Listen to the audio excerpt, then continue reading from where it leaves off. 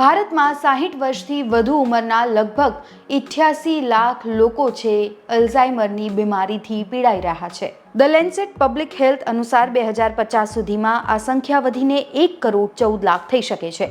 ભારતમાં વૃદ્ધ લોકોની વસ્તી વધી રહી છે, તેથી ભવિષ્યમાં ડિમેન્શિયાનું જોખમ પણ વધી શકે છે.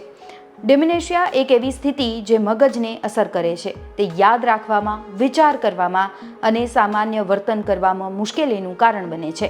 તે કોઈ એક રોગ નથી, પરંતુ મગજને નુકસાન પહોંચાડતા રોગોનો સમૂહ છે. તેના સૌથી સામાન્ય લક્ષણો યાદશક્તિમાં ઘટાડો, સ્પષ્ટ વાતચીતમાં મુશ્કેલી અને દૈનિક પ્રવૃત્તિઓમાં મુશ્કેલી છે. આ રોગ સામાન્ય રીતે ઉંમર સાથે થાય છે.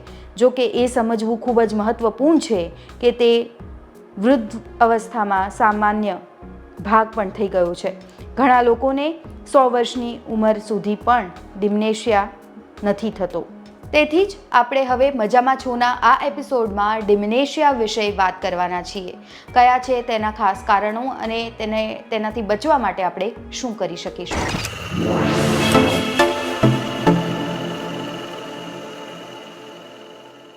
સાથે જાણીશું આપણે કે કયા પરિબળો ડિમેન્શિયાનું જોખમ વધારે છે.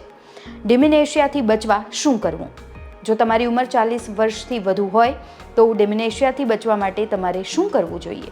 WHO અનુસાર હાઈ બ્લડ પ્રેશર, ઓબેસિટી, આ સાથે જ તમારા જીવનશૈલીમાં અનેક બદલાવ, સતત ઓવર ઇટિંગ કરવું, આ સાથે જ યોગ્ય ખોરાક ન લેવું એ ડિમેન્શિયાનું કારણ આગળ જઈને તમારા જીવનમાં થઈ શકે છે અને એટલા માટે જ તેનાથી બચવું ખૂબ જ જરૂરી છે.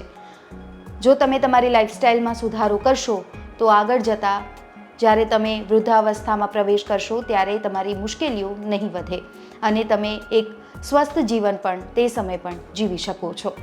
ડાયાબિટીસ, શારીરિક પ્રવૃત્તિનો અભાવ ડિમેન્શિયાનું જોખમ વધારે છે.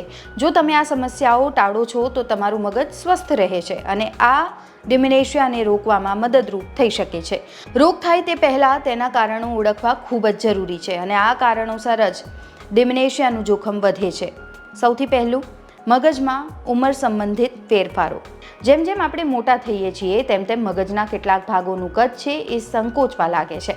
ખાસ કરીને હિપ્પોકેમ્પસ, જે યાદશક્તિ અને શીખવા માટે જરૂરી છે, તે નાનું થતું જાય છે. આના કારણે યાદ રાખવાની ક્ષમતા ઓછી થવા લાગે છે અને ધીમે ધીમે ડિમેન્શિયાના લક્ષણો દેખાવા લાગે છે. બીજું છે ચોક્કસ પ્રોટીનનું સંચય. અલ્ઝાઇમર રોગમાં 2 પ્રકારના હાનિકારક પ્રોટીન, બીટા એમાલોઇડ અને ટાઉ, મગજમાં એકઠા થાય છે. આ પ્રોટીન પ્લેક અને ગૂંચવણો બનાવે છે, જેના કારણે મગજના કોષો વચ્ચેના જોડાણો તૂટી જાય છે અને તેમના મૃત્યુનું કારણ બને છે. ત્રીજું, રક્ત પ્રવાહની સમસ્યાઓ. જ્યારે મગજને પૂરતું લોહી અને ઓક્સિજન નથી મળતું ત્યારે કોષો નબળા પડી જાય છે અને સ્ટ્રોક મગજમાં વાહિનીઓને અવરોધિત કરે છે, એટલે કે રોકે છે, જે વેસ્ક્યુલર ડિમેન્શિયા તરફ દોરી જાય છે. ચોથું કારણ, મગજમાં લાંબા સમય સુધી બળતરા. જો શરીરમાં કે મગજમાં લાંબા સમય સુધી બળતરા રહે છે તો તે ચેતાકોષોને નુકસાન પહોંચાડે છે અને આ બળતરા ક્રોનિક ડિઝીઝ, સ્થૂળતા અથવા ચેપના કારણે થઈ શકે છે. પાંચમું કારણ, ઓક્સિડેટિવ સ્ટ્રોક. ફ્રી રેડિકલ મગજના કોષો પર હુમલો કરે છે અને નુકસાન પહોંચાડે છે અને આ આંતરિક પ્રક્રિયા મગજમાં એક પ્રકારનો કાટ ઉત્પન્ન કરે છે જે ઉંમર સાથે ઝડપી બને છે અને ડિમેન્શિયાનું જોખમ વધારે છે. છઠ્ઠું કારણ, હોર્મોનલ ફેરફારો. સ્ત્રીઓમાં મોનોપોઝ પછી એસ્ટ્રોજન હોર્મોનનું સ્તર છે એ ઘટી જાય છે અને આ હોર્મોન મગજનું રક્ષણ કરે છે. તેની ઉણપના કારણે મગજના કોષો છે ઝડપથી નબળા પડવા લાગે છે, જેથી ડિમેન્શિયાનું જોખમ વધારે છે. આ સાથે જ ખરાબ જીવનશૈલી. જંક ફૂડ, કસરતનો અભાવ, ધૂમ્રપાન અને વધુ પડતું આલ્કોહોલ જેવી આદતો મગજને નુકસાન પહોંચાડે છે અને આ આદતો શરીરમાં બળતરા, રક્ત પ્રવાહમાં ખલેલ અને ઓક્સિડેટિવ સ્ટ્રેસ છે એ વધારી દે છે, જેના કારણે ડિમેન્શિયાનું જોખમ છે એ અનેક ગણું વધી જાય છે. Chronic disease. Diabetes, high blood pressure અને હાઈ કોલેસ્ટ્રોલ જેવા રોગો મગજના કોષો પર ખરાબ અસર કરે છે. જો આની સારવાર ન કરવામાં આવે તો મગજને યોગ્ય પોષણ મળતું નથી, જે યાદશક્તિને અસરકારક છે. આ સાથે જ 9મું કારણ છે એકલતા અને તણાવ.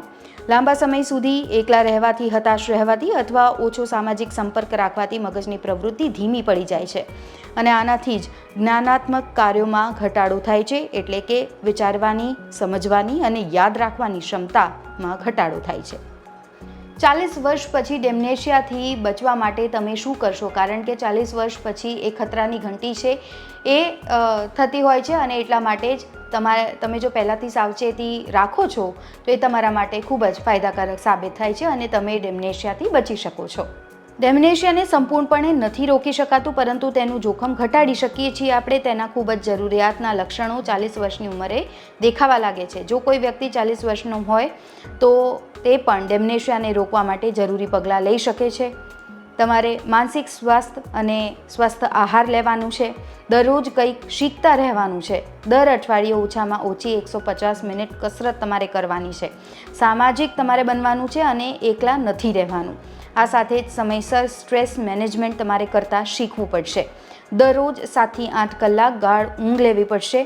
ધૂમ્રપાન સંપૂર્ણપણે છોડવું પડશે.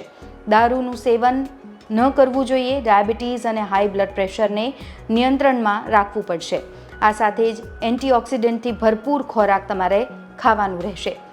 ઓમેગા-3 ફેટી એસિડ લેવાનું રહેશે. વિટામિન ડીના લેવલની તપાસ તમારે કરાવવાની. માથામાં ઈજા ન થાય તેની પણ તમારે કાળજી રાખવાની. આ સાથે જ તમારા કાન અને આંખનું ધ્યાન સંપૂર્ણપણે તમારે રાખવાનું. મેન્ટલ હેલ્થની તપાસ પણ તમારે કરાવતા રહેવાની. એટલે તમે ડેમનેશિયાથી બચી શકો છો જો તમે આ નિયમ પાલન કરો છો તો આશા રાખીએ આ રિપોર્ટ તમને ખૂબ જ ફાયદાકારક સાબિત થાય, કારણ કે એક સમય પછી આપણી લાઈફસ્ટાઈલ જે આટલી હાર્ડ એન્ડ ફાસ્ટ થઈ ગઈ છે એમાં મેન્ટલ હેલ્થને પણ આપણે ખૂબ જ સ્વસ્થ રાખવું એ આપણી ફરજ જ બને છે અને એટલા માટે જ તેના ઉપર પણ હવે સૌ કોઈ ખુલીને બોલી રહ્યા છે અને સામે પણ આવી રહ્યા છે. અને મેન્ટલ હેલ્થ, મેન્ટલ પીસ જો તમારી હશે તો તમારું શરીર પણ ખૂબ જ સ્વસ્થ રહેશે. અત્યારે આ રિપોર્ટમાં બસ આટલું જ. ગુજરાતના તમામ મહત્ત્વના સમાચાર જોવા માટે અને જાણવા માટે આપ જોડાયેલા રહો ગુજરાત તક સાથે. નમસ્કાર.